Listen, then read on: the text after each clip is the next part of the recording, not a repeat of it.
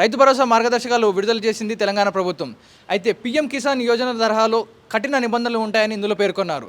అయితే ఒకప్పుడున్న రైతు బంధుకి ఇప్పుడు వచ్చిన రైతు భరోసాకి కొంత వ్యత్యాసం ఉంటుందని తెలిపారు. అదేంటంటే కుటుంబంలో ఎంతమంది ఉన్నా వారందరినీ ఒక ఫ్యామిలీ యూనిట్ కిందకి చేర్చి కేవలం 7 ఎకరాల వరకే పరిమితం వర్క్ చేశారు. అంటే ఒకప్పుడు ఉన్న రియల్ ఎస్టేట్ భూములకి కొండలు కోనలకి ఇచ్చిన రైతు బంధు ఏదైతే ఉందో ఇప్పుడు అలా జరగదు అంటూ ఏవైతే వ్యవసాయానికి పనికొచ్చే భూములు ఉన్నాయో ఎవరైతే నిజమైన రైతులు ఉన్నారో వాళ్ళకే ఈ రైతు భరోసా అందేలా చేస్తామంటూ తెలంగాణ సర్కార్ నిర్ణయం తీసుకుంది.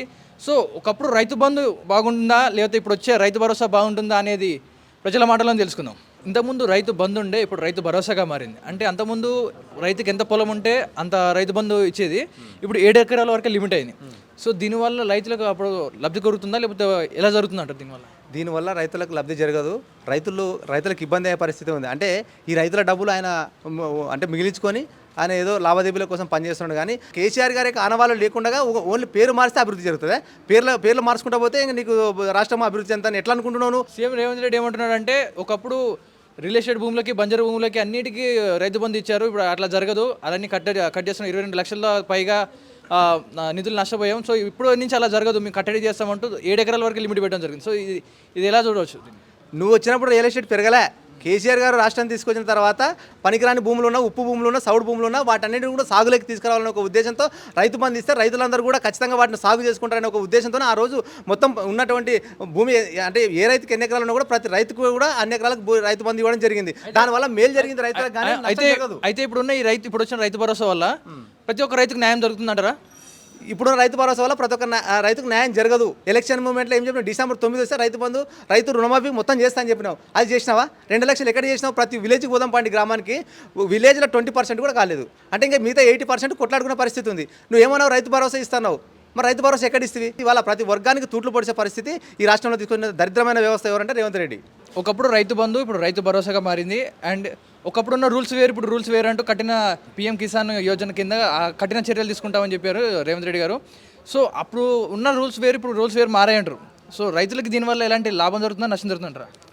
నష్టమే జరుగుతుంది.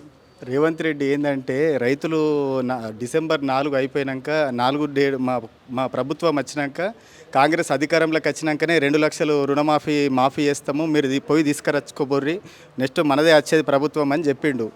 ఇప్పుడు ఎంతమందికి రుణమాఫీ అయిపోయింది? ఇప్పుడు ఊర్లలోకి వస్తేనైతే రైతులు తెలంగాణ రైతులు మొత్తం తిరగబడతారు. ఊర్లలో వీళ్ళు తిరగనిచ్చే పరిస్థితి లేదు. కౌలు రైతులు ఉంటారు, వాళ్ళ పరిస్థితి ఏంటంటారు? వాళ్ళు సొంతంగా డబ్బులు పెట్టుబడి పెట్టి వ్యవసాయం చేసే పరిస్థితి, వాళ్ళకి ఇలాంటి ఆదుకుంటారు. కౌలు రైతుల కోసం ఈయన ఎంతో ప్రేమ ఒలకబోసాడు. ఇప్పుడు ఈయన వచ్చినాక కౌలు రైతులకు ఏం చేస్తుండు? కౌలు రైతులకు ఇప్పుడు చేయాలి కదా, అంతో ఎంతో చేయాలి కదా. కౌలు రైతులు గత ప్రభుత్వంలో ఉన్నప్పుడు కౌలు రైతులకు అది చేస్తలేరు అని చెప్పి అన్నాడు. మరి ఈయన వచ్చిండు, ఏం చేయాలి? మరి ఈయన కూడా చేయాలి కదా కౌలు రైతులకి అంతో ఎంతో న్యాయం. ఒడ్లు కొనుగోలులో మేము ముందున్నామంటారు. నిజంగా ఒడ్లు కొనుగోలు భారీగా జరుగుతున్నాయి స్పీడ్గా? వీళ్ళు కరెక్ట్ టైంకి కొంటలేరు, వడ్లు కూడా ఏం కొంటలేరు. ఐకేపీ సెంటర్లలో వడ్లు అట్లనే ముక్కిపోతున్నాయి. సో అయితే ఒక ఫ్యామిలీకి ఎక్కువ పొలం ఉండొచ్చు, 30 ఎకరాలు ఉండొచ్చు, అన్నదమ్ములు అందరూ పంచుకుంటారు. అయితే ఇప్పుడు వచ్చిన రూల్ ప్రకారం ఏంటంటే ఫ్యామిలీలో ఎంతమంది ఉన్నా ఒక ఫ్యామిలీ యూనిట్ కింద చేసి ఆ 7 ఎకరాల మటుకు వేసి అంటున్నారు. సో మిగతా అన్నదమ్ములు అందరూ వాళ్ళ గొడవలు వచ్చే అవకాశం ఉంటుంది కదా. రేవంత్ రెడ్డి గారు ఈయన ముఖ్యమంత్రి అయినప్పటి నుంచి భార్యాభర్తల మధ్యలో తగాదాలు, రైతన్నల మధ్యలో తగాదాలు, వివిధ వర్గాలల్లో జనాలల్లో అసంతృప్తి వ్యక్తం చేస్తారు ఈయన పాలన మీద. 1 ఇయర్లోనే ఈయన మీద విరక్తి పుట్టేటట్టు చేసిర్రు. ప్రతి ఒక్కరి దాంట్లో కూడా ఇప్పుడు హైడ్రా తీసుకొచ్చి అనవసరంగా వాళ్ళ బతుకులు చింద్రవందరం చేసిండు. రైతు భరోసా తీసుకొచ్చి ఇప్పుడు దీని గురించి సంబంధించి ఈ విధి విధానాలు చేసి అన్నదమ్ముల మధ్యలో చిచ్చుపెట్టుడు, ఈ రకంగా కార్యక్రమాలు చేస్తున్నాడు రేవంత్ రెడ్డి గారు. రైతు బంధు నుంచి ఇప్పుడు రైతు భరోసాగా మారింది. అండ్ ఇంతకుముందు రైతుకి ఎన్ని ఎకరాలు ఉంటే అంత రైతు బంధు కింద అమౌంట్ ఇచ్చేది, ఇప్పుడు 7 ఎకరాల వరకే లిమిట్ పెట్టారు. సో దీనివల్ల రైతులకు లబ్ధి చెందుతుందా, నష్టపోతారా? 100% లబ్ధి చేరుకుంటుంది. ఎందుకనంటే సాయం అనేది ఈరోజు 100 ఎకరాలలోకి ఇస్తే సాయం కాదు. ఏదైతే చిన్నకారు రైతులు ఉంటారు, సన్నకారు రైతులు ఉంటారు, పెద్ద రైతులు ఉంటారు. చిన్న రైతులు కదా లబ్ధి పొందేది. సహాయం ఎవరికి కావాలి? పూర్తిగా చేతులు ఎమ్మెల్యేల కన్నా లేకపోతే మధ్యతరగతి రైతులకు లాభం చేస్తే అది మంచి జరుగుతుంది. ఫ్యామిలీలో ఎంతమందికి ఎన్ని ఎకరాలు ఉన్నా ఒక జాయింట్ ఫ్యామిలీలాగా చేసి కేవలం 7 ఎకరాల వరకే ఇస్తామంటున్నారు. సో మిగతా అన్నదమ్ముల పొలాలు ఉంటే వీళ్ళు నష్టపోయే అవకాశం ఉంది కదా. ఇప్పుడు ఏందనంటే ఒక అన్నదమ్ములు మీరు అన్నట్టు జాయింట్ ఫ్యామిలీ ఉంటే 30 ఎకరాల ల్యాండ్ ఉంటే ఎవరిది వాళ్ళు పంచుకున్నారనుకో, ఎవరిది వాళ్ళకి సపరేట్ వస్తుంది కదా. అదేవిధంగా అందరు కల్పించుకున్నట్టయితే ఏదైతే ప్రభుత్వం కొన్ని నిబంధనలు పెట్టుకున్నది, గత ప్రభుత్వం అనేది ఏదైతే 70,000 కోట్లు మనం రైతు బంధుకు ఖర్చు చేసిరు కేసీఆర్ గారు, ప్రభుత్వం కొన్ని గైడ్లైన్స్ తీసుకొని వచ్చి ఈరోజు రైతులను పూర్తిగా పూర్తి రైతులకు కొంచెం లోటును భర్తీ చేసే కార్యక్రమం చేస్తుంది. అయితే రైతు బంధు ఇప్పటివరకు అందలేదు. ఇప్పటివరకు ప్రస్తుతానికి ఉన్న రైతులు ఏమంటారు అంటే మాకు ఇంకా రైతు బంధు సాయం ఇంకా మాకు అందలేదు. సో ఈ రైతు భరోసా ఏదైతే ఉందో అది ఇంకెప్పుడు అందుద్దు అన్న ఆశతో ఎదురుస్తున్నాం. సో ఈ రైతులకు ఎప్పుడు అందొచ్చు ఈ రైతు భరోసా అనేది? ముఖ్యమంత్రి గారు స్పష్టంగా చెప్పారు కదా, ఈ యొక్క సంక్రాంతి పండుగకి రైతు భరోసా కొత్త విధి విధానాలతోటి, కొత్త నియమ నిబంధనలతోటి ఏదైతే గత ప్రభుత్వంలో చేసిన లోట్లన్నిటిని కూడా సవరణ చేసి రైతులకు రైతు భరోసా అనేది ఇవ్వడం జరుగుతుంది. అయితే ఇప్పుడు వాళ్ళు ఏదైతే ఉందో రైతు బంధు తీసుకున్న రైతులు ఎవరైతే ఉన్నారో అదే వివరాల ప్రకారం వీళ్ళకి రైతు భరోసా ఇస్తారా, లేదా రైతు భరోసాకు సపరేట్గా ఇంకేమైనా దరఖాస్తు చేసుకోవాలా? తెలుస్తుంది కదా, గతంలో రైతు బంధు అర్హులు ఎవరో వాళ్ళందరికీ రైతు బంధు వస్తుంది. బట్ చేంజ్ ఏంటంటే ఏదైతే గతంలో 100 ఎకరాలు ఉన్నోనికి రైతు బంధు వచ్చినట్టు, 200 ఎకరాలు ఉన్న వాళ్ళకి రైతు బంధు వచ్చినట్టు అది మాత్రం ఈసారి ఉండదు అనుకుంటున్నాం. ప్రభుత్వం మన ఈ యొక్క 30 తారీఖు క్యాబినెట్ భేటీ ఉంది, అందులో స్పష్టంగా అదే రోజు ఈ యొక్క కొత్త రైతు భరోసాకు సంబంధించి విధి విధానాల రూపకల్పన జరిగి అది ప్రజలకు అఫీషియల్గా ప్రభుత్వం వివరాలు వెల్లడిస్తుంది. కాబట్టి అప్పటి వరకు మనం ఎదురు చూస్తేనే బెటర్, ఆ తర్వాతే మనకు వివరాలు అనేవి తెలుస్తాయి. ఇప్పుడు రైతు భరోసా అనేది 7 ఎకరాల వరకు లిమిట్ పెట్టారు. సో దీనివల్ల రైతులకు నష్టం జరుగుతుందా, లాభం జరుగుతుందంటారా? లాభమే జరుగుతుంది.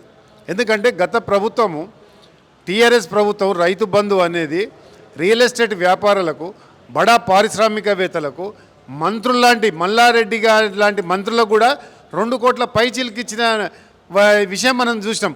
కనుక అట్లాంటి వ్యవహారం జరగకుండా ఈరోజు ఖచ్చితంగా ఎవరైతే నిజమైన రైతు ఉన్నాడో, ఎవరైతే రైతు కూలీలు ఉన్నారో వాళ్ళు నిజంగా లబ్ధిదారులు కాబట్టి వాళ్ళకి ఇవ్వాలని గౌరవ ముఖ్యమంత్రి గారి మేధోమదంలో పుట్టిన మానస పుత్రికనే ఈ యొక్క నిర్ణయం. మరి రాష్ట్ర ప్రజలందరూ కూడా ముఖ్యంగా రైతాంగం అంతా కూడా ప్రశంసల జల్లులు కురిపిస్తడంలో ఎలాంటి అతిశక్తి లేదు.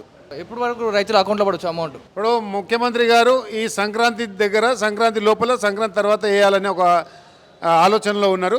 దాని విధి విధానాలు ఖరారు చేయాలి ముందు. దానికోసమే ఈ 30 తారీఖు నాడు మరి మీటింగ్ క్యాబినెట్ సమావేశం ఉంది.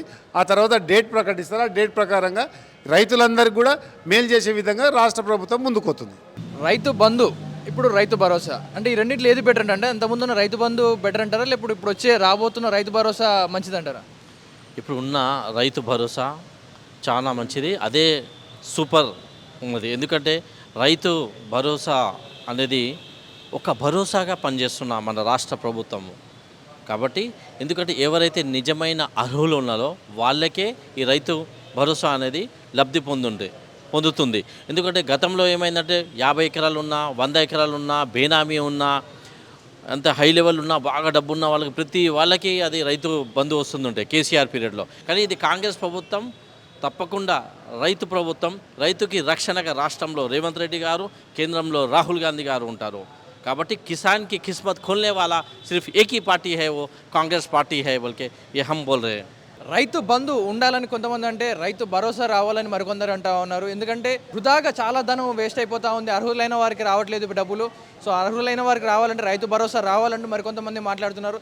ఇది ఇప్పుడున్న ఈ రైతు బంధు రైతు భరోసా మీద ఉన్న ఈ సిచ్యువేషన్ ఏదైతే ఇలా జరుగుతూ ఉంది అంటే మిక్స్డ్ రివ్యూస్ ఇలా ఉన్నాయి. అంటే కొంతమంది రావాలంటే కొంతమంది వద్దన్నట్టుగా మాట్లాడుతూ ఉన్నారు. ప్రస్తుతం ఇది రైతు భరోసా మీద ఉన్న ప్రజల్లో ఉన్న మాటలు. మరిన్ని వార్తల కోసం చూస్తుండండి ఆర్టీవీ. కెమెరామెన్ గణేష్తో పవన్ వాయుదేవ్, ఆర్టీవీ. మరిన్ని వీడియోస్ కోసం ఛానల్ ని సబ్స్క్రైబ్ చేయండి. లేటెస్ట్ అప్డేట్స్ కోసం వాట్సాప్ ఛానల్ ని ఫాలో అవ్వండి. ఆ లింక్ డిస్క్రిప్షన్ లో ఉంది.